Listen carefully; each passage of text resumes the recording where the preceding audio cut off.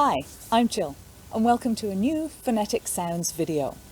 Today, I'm sitting on my yoga mat, wearing my yoga outfit, because the sound we're focusing on is O, like in yoga.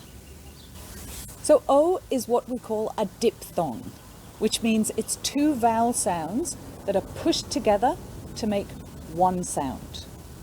O.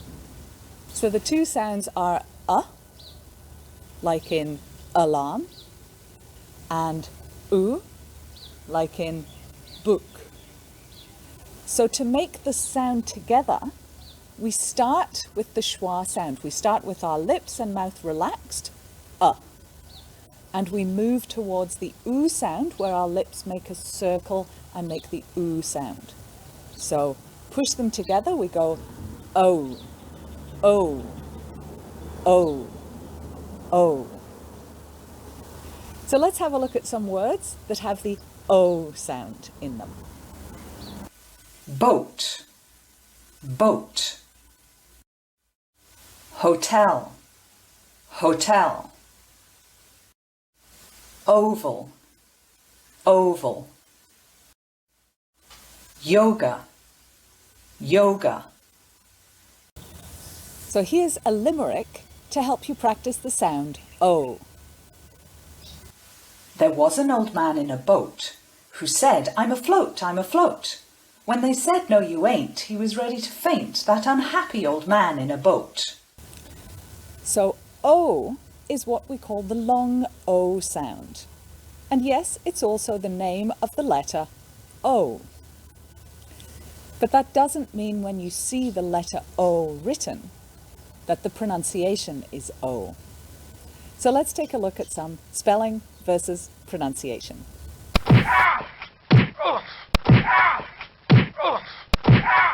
So there are 5 common ways to spell the sound O.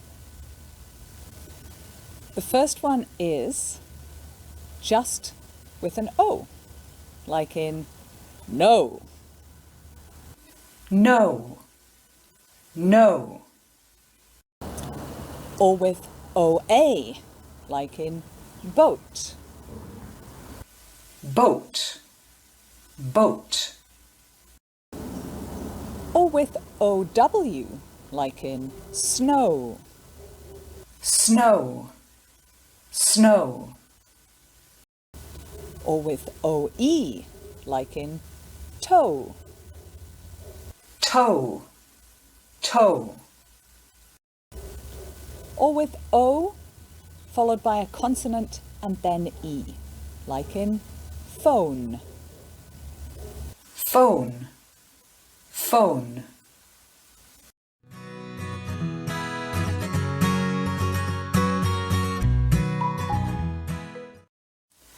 No, boat, snow, toe, phone, O.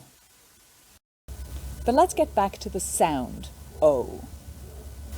Here's a tongue twister to help you practice the sound O. Joe tells a joke that he wrote on his own. Once more. Joe tells a joke that he wrote on his own.